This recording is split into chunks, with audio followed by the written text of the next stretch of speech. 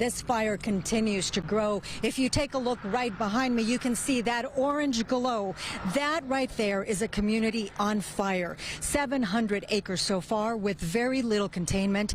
And if we can swing this camera back around this way, these people were told to leave their homes around 5 p.m. because the fire was getting dangerously close to their properties.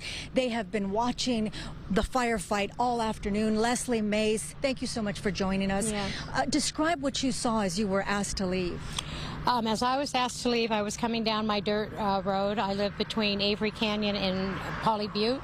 And there was a policeman behind me with a loudspeaker telling me, the fire, you've got to go. I was already leaving. And they had a full truck of horses for my neighbors. We all were coming down. The houses across the street from us coming down, they had begun to be on fire.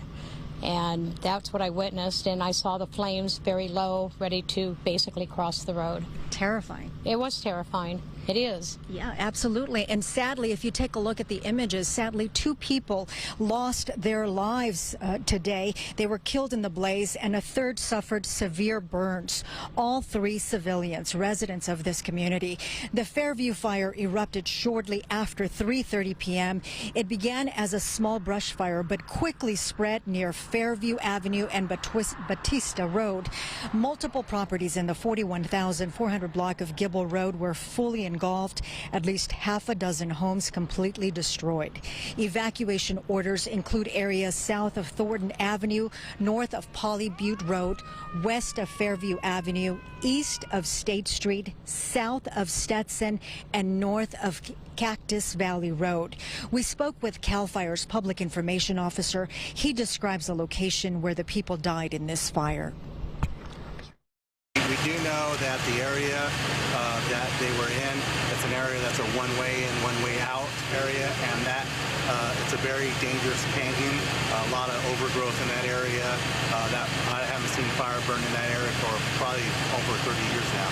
Our main threat is tomorrow afternoon, when those winds are expected to change and blow in the opposite direction and blow east, towards the east, where approximately about winds about 10 miles an hour, so gusts up to 25.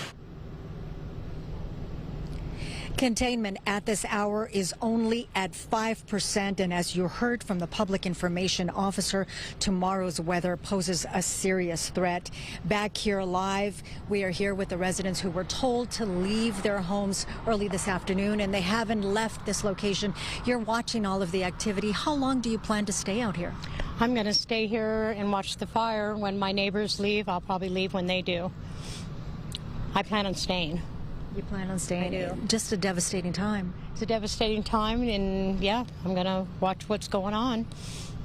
Well, we will stay here with you. We'll keep you updated. Thank you so much, Thank you Leslie. so much. Coco, Marla, I'll send it back to you guys in the studio.